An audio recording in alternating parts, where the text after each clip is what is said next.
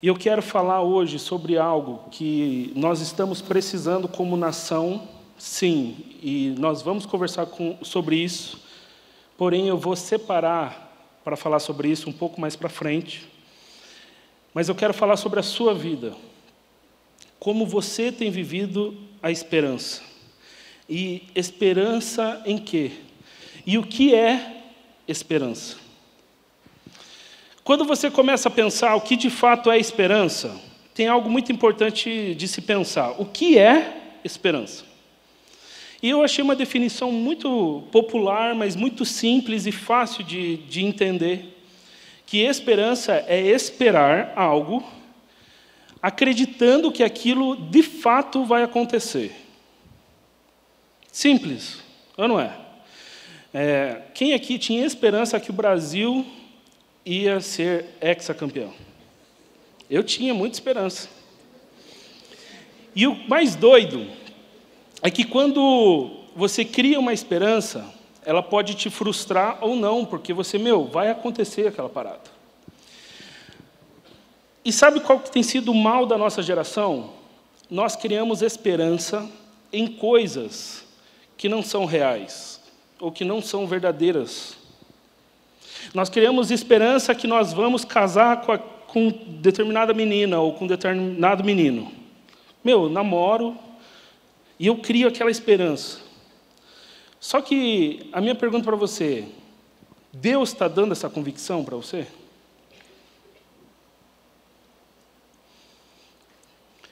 Hoje, o que nós vamos refletir nós cremos num Deus verdadeiro.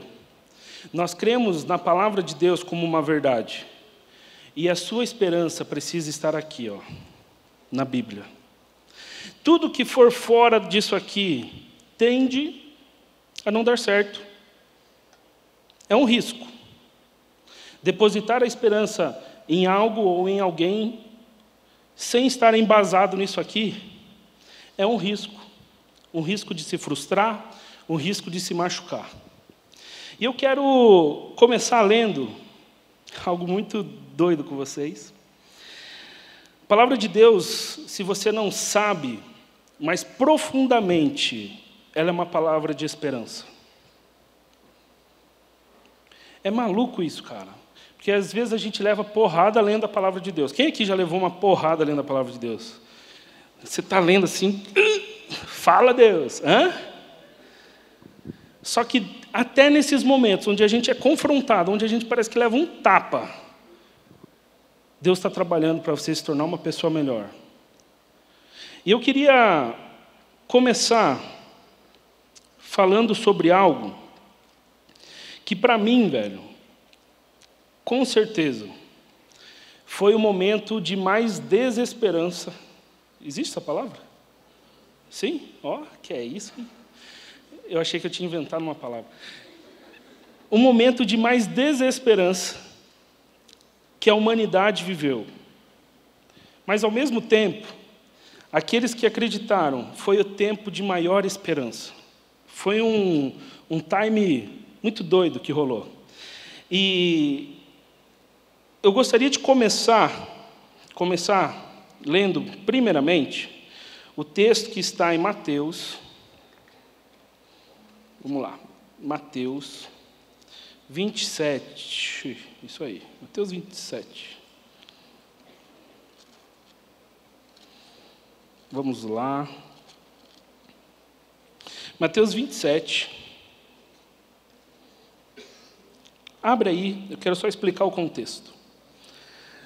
Jesus veio para o mundo, teve lá os seus 3 anos de ministério, e durante o período onde ele estava ali finalizando o seu ministério, ele começa a falar para os discípulos: ei, eu vou embora.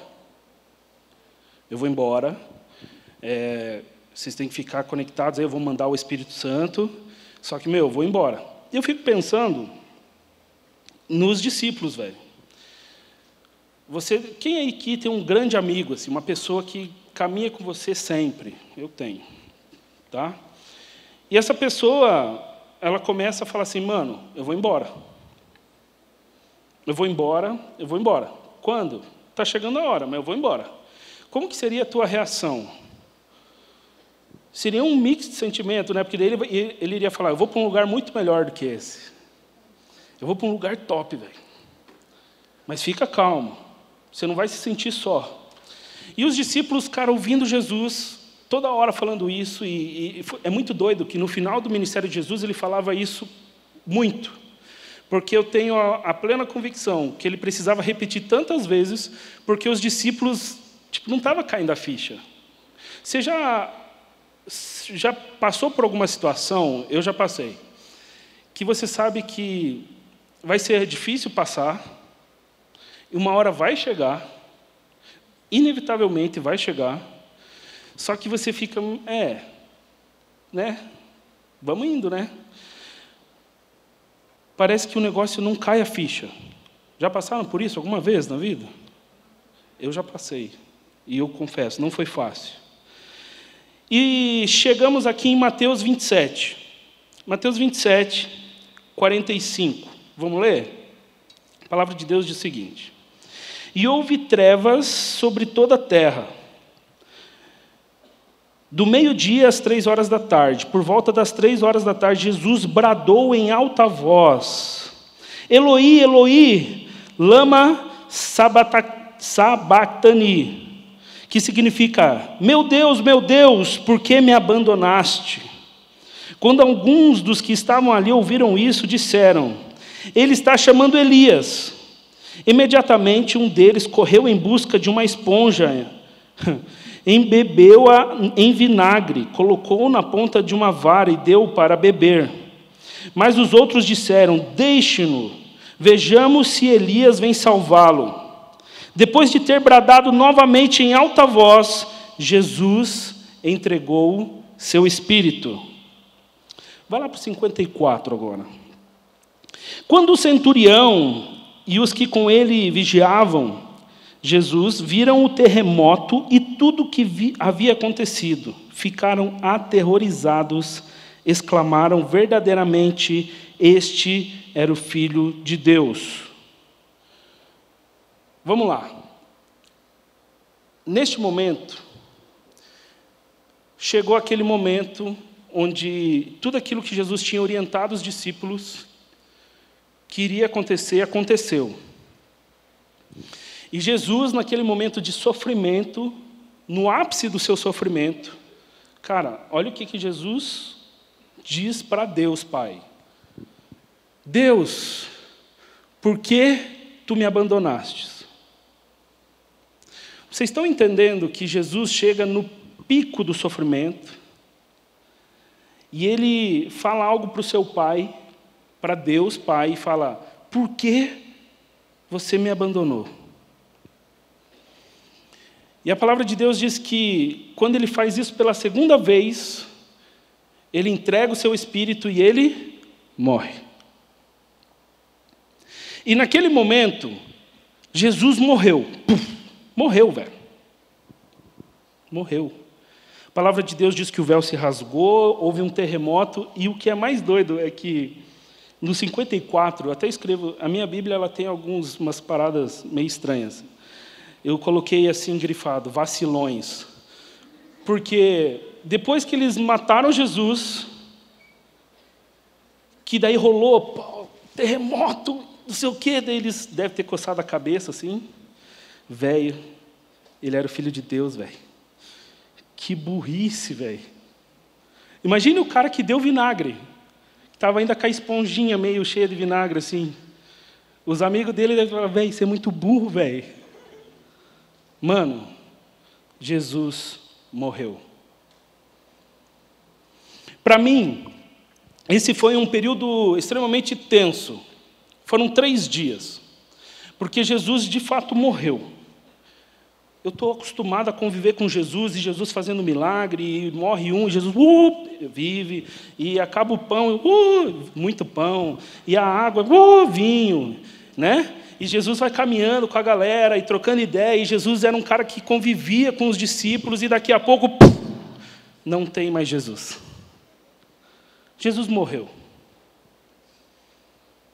A minha pergunta para você, o que fez com que os discípulos suportassem a dor de perder Jesus.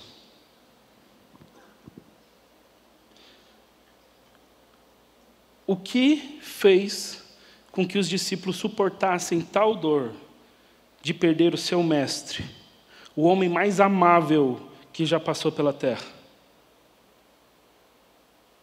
Vocês sabem?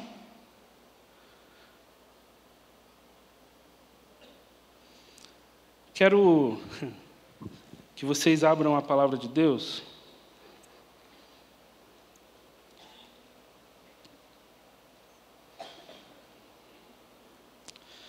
Mateus 28, a grande comissão.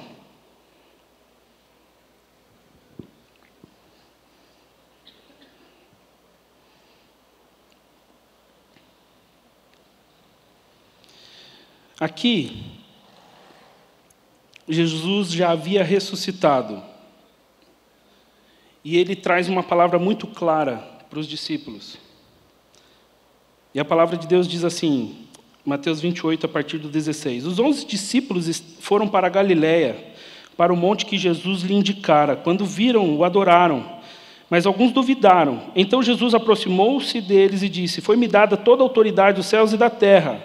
Portanto, vão, façam discípulos de todas as nações, batizando-os em nome do Pai, do Filho e do Espírito Santo, ensinando-os a obedecer a tudo que eu lhe ordenei. E eu estarei sempre com vocês até o fim dos tempos.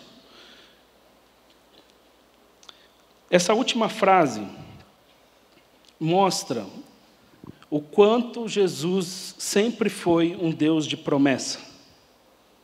Um Deus que mostra a verdade. Um Deus que entrega, de fato, uma promessa para você e para mim. A Bíblia está repleta disso.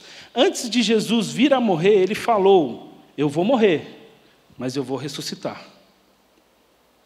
A palavra de Deus, em várias ocasiões, ela larga promessas para as nossas vidas. Ela larga promessas para a sua vida. O que fez os discípulos suportarem a dor de ficar sem Jesus foi a promessa que ele ressuscitaria. Depois, o que fez os discípulos suportarem não estar com Jesus, porque ele ressuscitou e foi ao Pai, foi a promessa que ele estaria sempre conosco. E o que faz a gente estar aqui suportando as loucuras que nós vivemos são várias promessas que nós encontramos na palavra de Deus. Eu queria que você abrisse lá em Atos. Atos 1.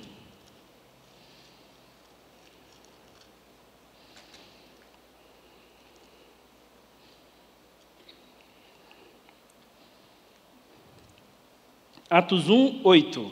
Aqui uma promessa de Jesus que ele fez para nós antes dele ressuscitar. A palavra de Deus diz assim, Atos 1, 8. Mas receberão poder quando o Espírito Santo descer sobre vocês, e serão minhas testemunhas em Jerusalém, em toda a Judéia e Samaria, até os confins da terra. Existe uma promessa que o Espírito Santo seria derramado. E sabe o que aconteceu? Logo depois, a Bíblia não precisa quanto tempo, mas logo depois dessa promessa de Jesus, ele fala: eu vou mandar o Espírito Santo e vocês serão minhas testemunhas. O que acontece? Ele vai para o Pai. E os discípulos, acho que mais uma vez ficam: beleza, mais uma promessa, Jesus foi embora, e aí, cadê o Espírito Santo? Mas a palavra de Deus mostra claramente o cumprimento da palavra de Deus aqui em Atos 2. De repente, veio do céu um som como um vento muito forte e encheu toda a casa na qual estavam assentados. E viram que parecia línguas de fogo que se separavam e pousaram sobre cada um deles. Todos ficavam cheios do Espírito Santo. Se você não ouviu nada até agora, eu vou pedir para que você preste atenção aqui e agora. Vocês lembram disso? Aqui, agora. Isso é velho, mano. O Espírito Santo de Deus, ele foi prometido e ele foi cumprido. A vinda do Messias foi prometido e foi cumprido. Ele virá mais uma vez para me buscar e te buscar, amém? Isso foi prometido e será cumprido. O que eu preciso que você entenda é que você precisa compreender quais são as promessas de Jesus para a sua vida. Porque quando você compreende quais são as promessas de Jesus para a sua vida, quando você tem esse nível de compreensão, a vida se torna mais tranquila. Você passa a ter esperança. Por quê? Eu espero em algo que vai acontecer, porque Jesus, Tito 1:2 diz que a palavra de Deus é a verdade. O meu Deus não é Deus mentiroso. Se Ele falou, Ele vai cumprir. Se existe uma promessa para a sua vida, vai acontecer em nome de Jesus. A esperança que você precisa desenvolver precisa estar embasado na palavra de Deus. E eu gosto muito de um texto que está em João, deixa eu ver qual João que está. João 16. João 16. João 16, 33. Olha Jesus prometendo algo para você. João 16, 33. Casa muito bem com esse contexto maluco que a gente está vivendo.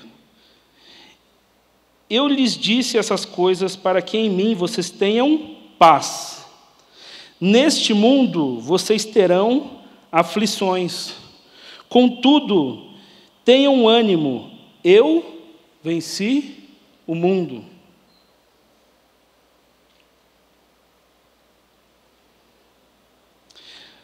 Abre lá em João 14, 12. João 14, 12. Digo-lhes a verdade. Aquele que crê em mim fará também as obras que tenho realizado. Fará coisas ainda maiores do que estas, porque eu estou indo para o Pai. E eu farei o que vocês pedirem em meu nome, para que o Pai seja glorificado no Filho. O que vocês pedirem em meu nome, eu farei. Vocês têm noção na conexão que a gente fez desses dois textos? Neste mundo teremos aflições, contudo, tenham ânimo, eu venci o mundo. Jesus falando. E no texto de João 14 ele fala, vocês farão coisas maiores do que eu fiz. O Ivan falou algo sobre o Brasil. Agora a minha pergunta para você, está difícil o Brasil, não está? Está ou não está? Se você já teve a oportunidade de viajar para fora do país, principalmente para lugares que, assim, são denominados lugares desenvolvidos, você sabe a diferença que é se compararmos com o Brasil. É ou não é? Se você ainda não viajou, você já tem passaporte? Se você não tem, vai fazer. Meu sogro fez essa semana, né, amor? Meu sogro vai viajar, cara. Que é isso, hein? Apesar que meu sogro viaja desde que era um bebê, né? Enfim, não sei por que eu estou falando isso. Se você ainda não tem passaporte, faça o passaporte. Nós vamos viajar muito, em nome de Jesus. Amém? Se Deus quiser, em janeiro já tem viagem para nós. Em nome de Jesus. Estou falando isso porque nós vivemos num país que está difícil. A palavra de Deus, Jesus, cara, naquela época, ele olha e fala assim, ei, o mundo jaz do maligno. Quando você olha para o noticiário, vamos lá, quando você olha para a televisão, é que vocês não assistem mais televisão, né? Quando vocês olham para uol.com.br ou G1, vocês acessam isso? Vocês veem notícia? Não, vocês só ficam fazendo o quê? Não vou nem perguntar. Mas quando a gente começa a ler as notícias sobre o Brasil, a gente não começa a pensar, cara, já era, velho. É ou não é? Não sei se vocês sabem, existe um problema que está acontecendo no Brasil. Nunca teve tanto pedido para ir embora. Nunca se teve tanta gente querendo ir embora do país. Canadá, Estados Unidos, Europa. E é tão engraçado, né? Porque nunca se teve tantos imigrantes querendo vir para cá. Venezuelanos. Cara, Deus me incomodou muito essa semana. Não sei se vocês viram a galera indo para o palco, os venezuelanos lá em Roraima. Vocês viram isso? População querendo bater nos caras, velho, falando, mano, saiam do meu país. Falou, gente, o que está acontecendo? Haitianos vindo para cá, sírios. E sabe o que é? Esse povo louco, querendo bater nos caras, mal sabem eles que o Brasil, ele é basicamente composto e foi fundado totalmente por imigrantes, cara. É ou não é? Quem é que... Cara, tipo, a Julie, vou te usar, amor. Giuliana Valvassori, de onde ela, a família dela é? Itália, né? Claramente. Rômulo Correia. Tem um pouco de cada, velho. Tem índio, tem português, tem espanhol. É uma mistura, minha família. Quem aqui tem uma mistura na família? Ou quem aqui o vô veio de outro país, ou bisavô, tataravô? Quase todo mundo. Senão você ia ser um índio que ia chegar aqui, porque, naturalmente, o brasileiro é índio. E eu tenho um pouco de índio. Amém. Né? Por que eu estou falando isso? O povo está perdendo a esperança na nossa nação. Assim como o povo da Venezuela perdeu a esperança na Venezuela. Eu, em 2009, fiz uma viagem, fui para Cuba. O que mais me chamou a atenção naquela nação era um país que não tinha esperança. País comunista fechado, que não tem direito à propriedade. O cara olhava e falava assim, Rômulo, não importa o quanto eu trabalhe, eu não vou conseguir crescer na vida.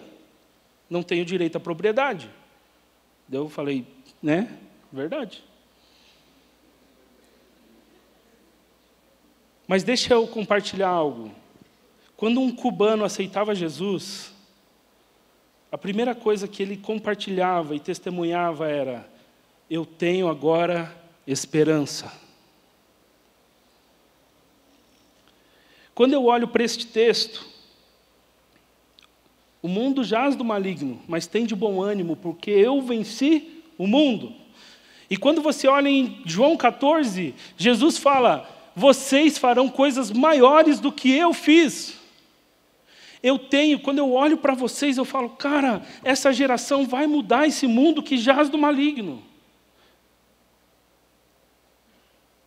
Vocês têm a capacidade, o potencial de mudar o mundo que jaz do maligno. A minha oração é que vocês peguem isso, por isso que a gente falou no acampamento sobre o poder do Espírito, porque não é vocês, mas o Espírito Santo que habita em vocês. Quando vocês compreenderem a força que tem do Espírito Santo dentro de vocês, e o que isso pode fazer na sociedade, cara, resolvemos os problemas desse mundo. Não estou zoando, velho. Porque quando o Espírito Santo está no controle, ele começa a fazer, ele começa a agir, as coisas começam a mudar, as pessoas começam a se amar, a gente se importa mais com as pessoas, porque o Espírito Santo quer fazer isso através de você. Isso me dá esperança. Isso é algo que me dá muita esperança. Eu nunca vou me esquecer, cara. Quando eu tinha 10 anos de idade, meu pai chegou para mim e falou assim, filho, se você passar de ano, você vai ganhar uma bicicleta. Eu passei de ano. Só que foi um ano que meu pai faliu, a empresa não tinha grana. E eu não ganhei a minha bicicleta. E foi extremamente frustrante. Meu pai ainda fez piada. Meu pai é muito engraçadão. Aquelas piadas de tiozão, né? Não falei que ano. Pensa, velho. E realmente, velho, depois de uns 2 anos, eu vim a ganhar a minha sonhada bicicleta. Mas uma coisa eu aprendi a desenvolver na minha vida: esperança. E eu nunca vou me esquecer, cara, como eu ficava esperançoso que no final do ano eu ganharia uma bicicleta. Eu não sabia mais, depois do primeiro ano, eu não sabia quando viria a tal da bicicleta. Mas eu confiava, porque meu pai nunca tinha mentido para mim. Não foi no meu tempo. E talvez não foi até no tempo que meu pai queria. Meu pai queria dar o quanto antes. Conheço meu pai. Mas ele sabia o tempo certo. Mas o que me motivou foi a esperança em acreditar que meu pai me prometeu algo. E eu sabia que o meu pai não ia me abandonar. Uma outra situação de esperança, E essa foi uma esperança tão legal, cara, porque eu sempre tive a convicção plena que Deus me daria uma esposa. Sempre, sempre. E eu orava muitas vezes pela minha esposa, sem tê-la, sem conhecê-la, só orava: Deus, abençoe minha esposa. Fiz isso várias vezes. E eu lembro que a minha mãe é muito ansiosa. Se você conhecer minha mãe, ela é muito parecida comigo, bem malucona. E a minha mãe, ela ficava desesperada, porque a minha primeira namorada, eu tive com 22 anos. 22? Foi 22? 22, eu acho. Mas eu já era, velho, né? E eu lembro que a minha mãe ficava cara, você tem que namorar, velho. E eu tinha convicção plena. E, cara, era Deus. Deus tinha me dado uma promessa. Ele me daria uma esposa. E eu lembro que eu falei para minha mãe assim: mãe, calma, meu. Relaxa. Até me irritava quando ela vinha. Eu começava a falar de namorada. Mãe, tá. Ia pro meu quarto. Porque eu tinha convicção plena que Deus me daria uma esposa. E eu lembro que quando a Julie pintou na minha vida, eu tive a convicção que seria ela, minha esposa. E foi tão doido, cara, porque quando Deus cumpre a promessa dele para as nossas vidas, ela é boa, perfeita e agradável. Muitas vezes, quando você não está vivendo a promessa de Deus, se torna algo muito forçado, velho.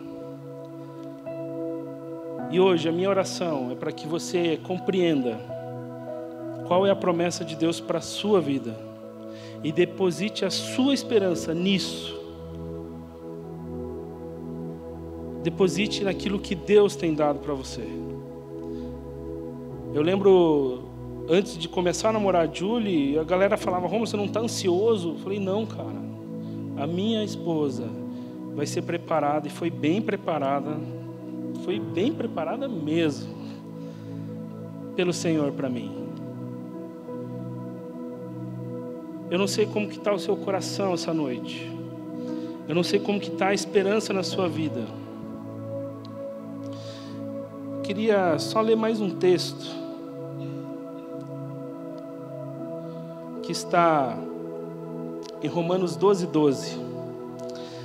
Alegrem-se na esperança, sejam pacientes na tribulação, perseverem na oração. Alegrem-se na esperança. Qual esperança? Na que o Senhor preparou para você. Na promessa do Senhor para a sua vida. Eu não sei como está o seu coração, mas eu quero orar pela sua vida hoje. Se você hoje precisa tomar uma decisão de falar assim: Deus, eu quero renovar a minha esperança no Senhor, vou pedir para que você se ajoelhe. E nós vamos orar por você. Se você perdeu a esperança no país, se você perdeu a esperança na sua família, se você perdeu a esperança na sua vida, velho. Infelizmente, eu conheço jovens que têm perdido a esperança na sua própria vida. Vou pedir para que você se ajoelhe onde você estiver. E a gente vai orar para que Deus renove a esperança no seu coração. E para que hoje você saia daqui cheio da esperança do Senhor. Alegrem-se na esperança. alegrem-se na esperança.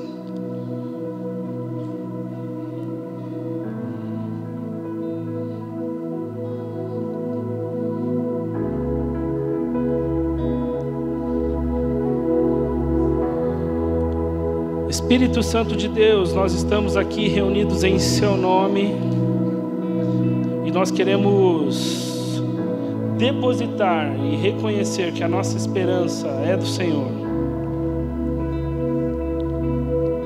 Pai, Satanás tem tentado roubar a esperança, tem tentado matar sonhos,